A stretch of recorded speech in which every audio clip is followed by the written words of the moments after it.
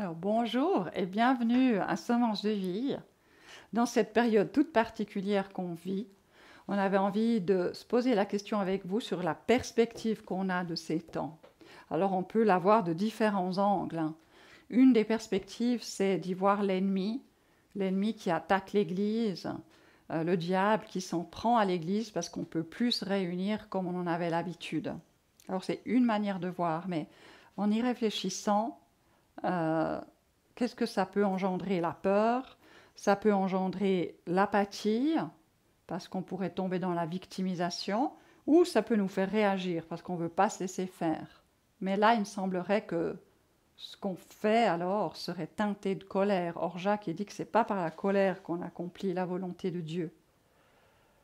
Et puis aussi, la seule motivation valable de faire les choses, c'est notre amour pour Dieu, notre passion pour lui, et pas en réaction à ce que l'ennemi ferait.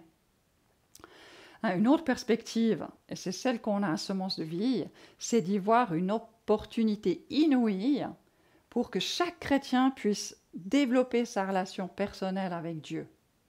Parce que de nos jours, il y a tellement d'événements dans le monde chrétien qu'on peut passer d'une conférence à une autre, d'une soirée de louange à une autre, d'un séminaire à un autre. Et il n'y a rien de mauvais à tout cela, tant que je ne le vis pas au détriment de ma relation personnelle avec Dieu.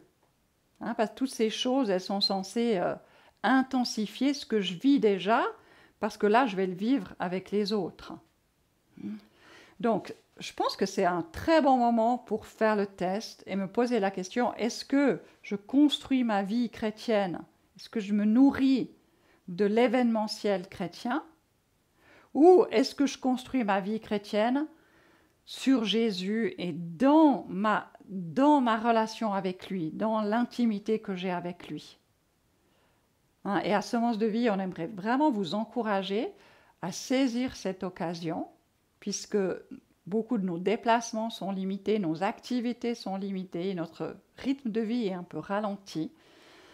Donc, saisissez cette occasion pour vraiment apprendre à mieux le connaître, apprendre à vous laisser conduire par lui, afin que votre relation avec lui, elle devienne toute naturelle dans votre quotidien.